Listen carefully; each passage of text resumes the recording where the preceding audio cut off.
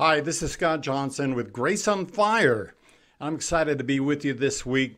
And, we've got some terrific information for you. And, we're coming into Christmas season and joy and all this. But at the same time that we're dealing with a lot of issues in our culture or society where it concerns COVID-19. And so I want to ask an important question about the church and how you and I should respond to this, the mandates that have seemed to have encroached itself on us. But, more importantly, what concerns the church. Welcome to an exclusive production of Grace on Fire Studios, where we feature life-changing solutions that will rock your world. In this show, we bring you answers to some of life's most challenging issues. Real issues, life's answers. Cultural, social, personal. Making life work. Do you feel like the world is out of control? Living life on assignment is now possible. Your questions are God's answers. And now, your host, Scott Johnson.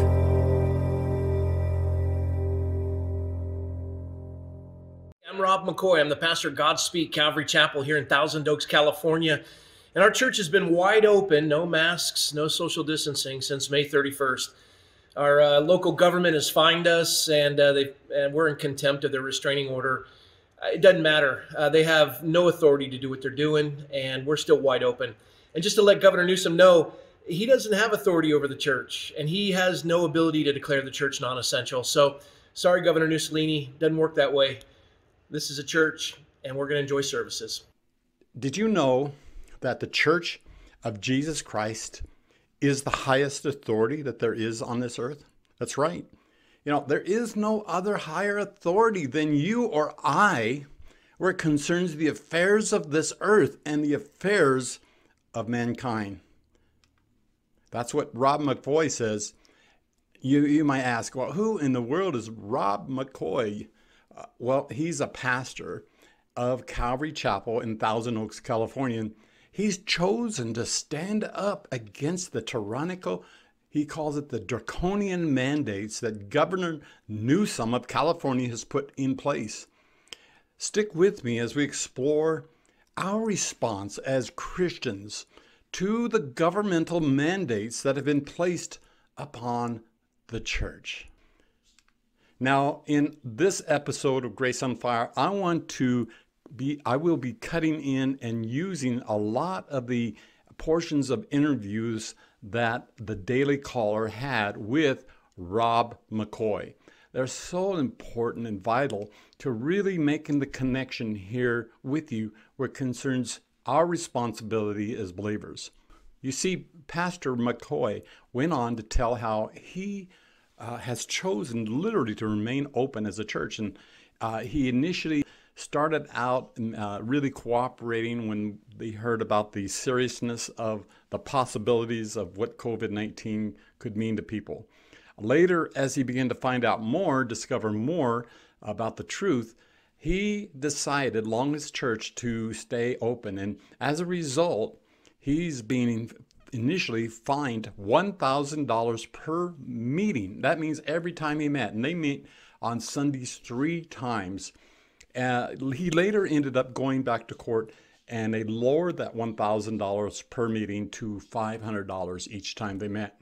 Well, you can, it's unimaginable with 3 meetings every Sunday, that is a lot of money. But as he says, the local authorities will never see a dime of that money. He is staunchly digging his heels in the sand where it concerns what they can do and what they can't do. In fact, he said, they can throw me in jail if they want to, but they will not take my liberties away. Listen as he explains why he's standing up against Governor Newsom and the local authorities. I've been interviewing pastors who have been, defying the orders and continuing to have service. So now that I'm here with you, I'm excited to get this conversation going. So we're here now in Thousand Oaks, California. But Rob, can you just tell me your reasoning for continuing to defy orders, and how long have you been having the indoor services? Well, I prefer to think that I am being obedient, not defiant. I'm obedient to God. I'm obedient to the founders. I'm defiant towards tyranny. and we've been wide open since May 31st. When we didn't know the severity of the virus and everyone was concerned about it, we abided by the CDC standards. But when our Holy Week came along in April 4th was Palm Sunday, and the governor declared that abortion clinics were essential, cannabis distributors were essential, liquor stores were essential, but the church wasn't essential. Look, I'm not going to argue over cannabis distributors and liquor stores being essential. I will argue over abortion clinics being essential. The decimation of children in the womb is unconscionable. But let's, for the sake of argument, cannabis and liquor stores essential. The one thing about those two is they're not covered by the First Amendment. The church is. And as you see this, and the governor comes out and says, no, you can't even do communion even if you follow the CDC standards. It's unacceptable. Well, we went ahead on April 4th, Palm Sunday, our Holy Week, with our sacrament. And our sanctuary holds 400 seats. We put 10 chairs in a sanctuary that holds 400 people. We had them distanced. We had each of the sacramental elements individually wrapped. Everyone wore masks. Every time someone got off the seat, we disinfected the seat. The press came out thinking we were killing everybody. And by their own admission, they realized we were cleaner than any quote-unquote essential business in Ventura County. It took us 3.5 hours to do communion on our Holy Week, Palm Sunday. I was sitting city councilman prior to that, but that Saturday, April 3rd, when I realized it got out on the news and that my colleagues on the council would have to censure me as I'd be violating this tyrannical order by the governor, I resigned my seat. Because I swore when I took that oath of office to defend the Constitution against all enemies, foreign and domestic. And I take that oath seriously. That Constitution, Jorge, it doesn't give us any rights. It constrains elected officials who are to govern by our consent from infringing on our inalienable rights. And when that governor violated his oath of office, I stood in opposition to it. And when the council was going to censure me in relation to it or considered censuring me, I resigned. And the onus is on the governor. The onus is on the elected officials who do not stand in defense of the Constitution they swore to defend. So we did communion. And then when the governor, and we still were very mindful of the virus, and then we started to see the data. And then when the governor embraced the BLM Inc., I refuse to call it Black Lives Matter because BLM Inc. is a Marxist organization. Black Lives Matter. That's not a question to anyone in our fellowship. That's critical to us. We all agree that. But BLM Inc., no interest in them. They are a Marxist organization. And when they started the riots in downtown LA and 75% of the businesses that were Jewish owned and operated that were burned and looted, and the governor is praising them and embracing them and blessing them, we were done. And on May 31st, we opened our doors wide. No masks, no social distancing. And we remain wide open. In this video, Pastor McVoy gives us clarity where it concerns why the Constitution guarantees separation of church and state and really defines what the first intention of our founders meant by those words. It never meant for the state to be controlling us, but for us to have a wall of separation where we could have the freedom to live our lives out, our beliefs. Yeah, the idea of a separation of church and state, they call it the Establishment Clause. And they basically redefined the First Amendment. Congress shall make no law. And what they did in the ruling in 1947, I think it was they took 200 years of precedent and they reversed it to say that there's a separation of church and state. Well, prior to that, it was keep the state out of the church, not the church out of the state. And then in 1947, they said keep the church out of the state. And that was based on this idea of a separation of church and state. What they quoted was a letter written by Thomas Jefferson to the Danbury Baptist Convention saying an invisible wall of separation. But in context, the letter itself was stating that government's not going to infringe. We're going to stay out of your business. Now, for someone to say that I have to, put my faith on a shelf if I'm going to step into the public square, what kind of insanity is that? And they say, well, you can't legislate morality, which is a moronic statement. Every law is based on someone's morality. You can't separate the two. Laws are based on morality. Aristotle said politics is the highest form of community. It combines morality with sociability. That's politics. And so we have to figure out how to live together. And somebody's values are going to operate in the public square. And I'll add this, as a minister, the church itself in the last 50 years has abdicated its responsibility in the public square. And by the way, you go ahead and do your homework on this one. I'll just give you the answer in advance. The very first Speaker of the House, ordained minister. Take a look at it.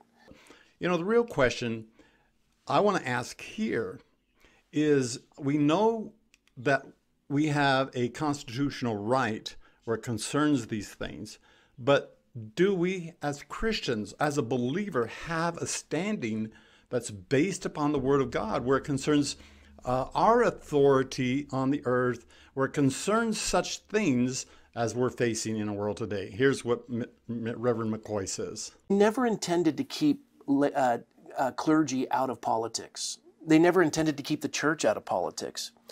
The point is this: Jesus said in Matthew 16, up at Caesarea Philippi, when he was talking to his disciples, and he says, "Who do men say that I am?" And they go, "Well, some say you're John the Baptist, others say you're Jeremiah." He says, "Yeah, but who do you say that I am?" And Peter says, "Well, you're the Christ, the Son of the living God." And this is the kicker. Jesus turns to Peter and he says, "Peter," he goes, "blessed are you, Simon Bar-Jonah, for flesh and blood has not revealed this to you, but my Father in heaven." And then he says, "Upon this rock I will build my," and everyone says, "church." And then it goes on to say, "and the gates of hell will not prevail against it." Jesus didn't use the word church. That word didn't appear until 400 years later. Jesus used a secular term. He co-opted a secular term that had been used in the Greek culture for hundreds of years. He didn't say synagoge for synagogue. He didn't say temple. He said ecclesia. Upon this rock I will build my ecclesia. An ecclesia in Greek culture is real simple. It's called the public square. It's where the citizens would gather to figure out the laws for their community. And when the ecclesia would gather, there would be two words above the door of every ecclesia: isonomia and eleutheria, liberty and equality. That's the purpose of the body of Christ, is to contend in the public square for those things that would help the society. Galatians 3 says that the law is a school teacher and a guardian to protect us and point us to Christ until faith comes. And our founder said a different way. They said the laws of nature and nature's God. This constitutional republic realizes that our rights don't come from man, they come from God. 6,000 years of recorded history. 6,000 years of recorded history. Every government's an oligarchy.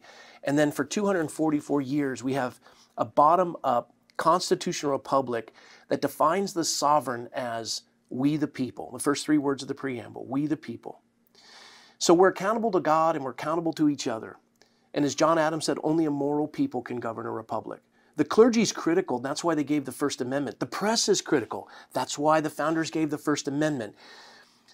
The press reports the truth. The pulpits proclaim the truth. The people live by the truth. And the truth causes a government, or I should say, the truth causes a nation to flourish. But if you suppress the truth with a lie, it's no longer about truth, it's about power. And it's about indoctrination, not education. And so it's critical that the churches are open, the press is honest, and we serve the people. Now he states here that Jesus made a declaration here in Matthew, I believe it's chapter 18, where he said, upon this rock, he tells Peter, upon this rock, I'm going to build the ecclesia. Or another way of putting it, Peter, you've heard something. that can only be revealed to you by the God the Father. Something that has come directly from God to your heart.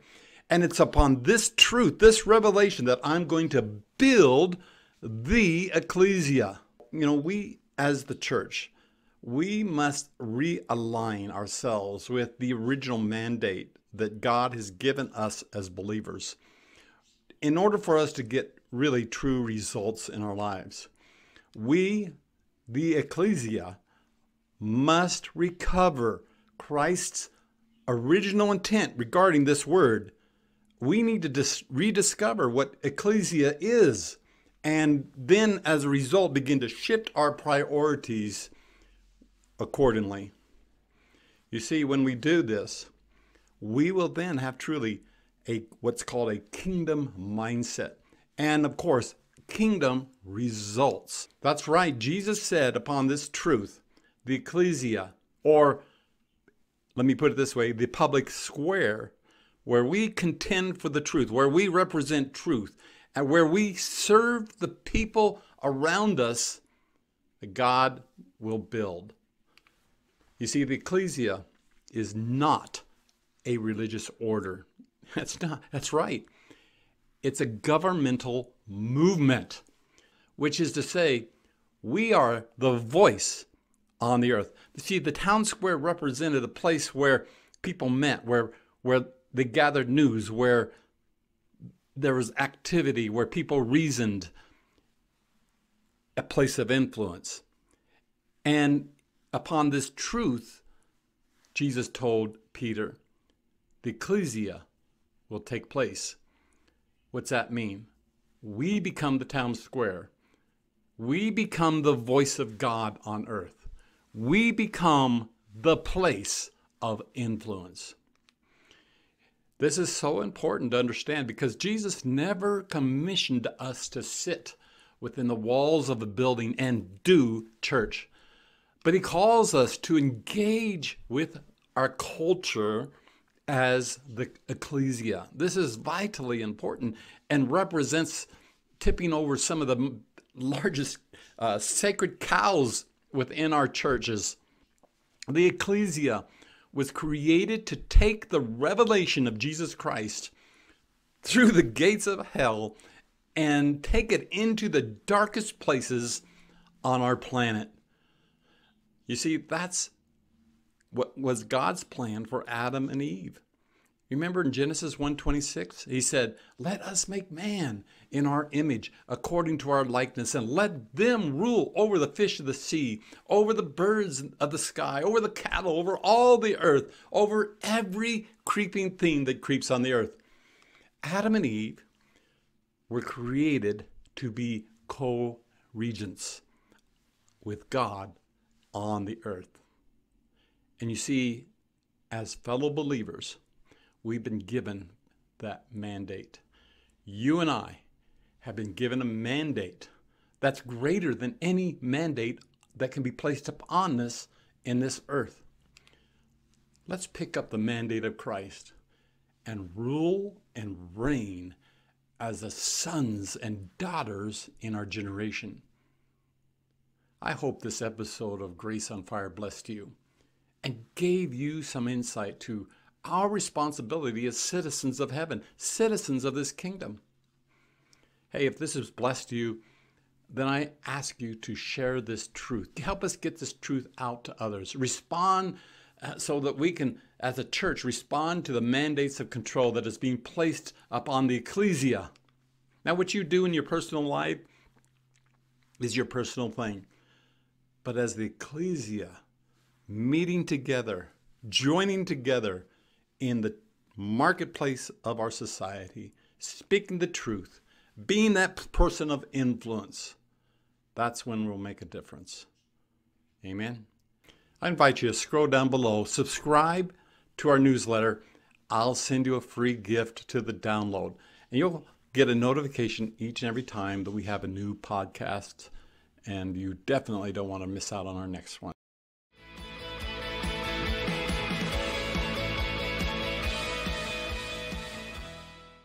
There was a Scottish clergyman by the name of Samuel Rutherford who wrote a book called Lex Rex.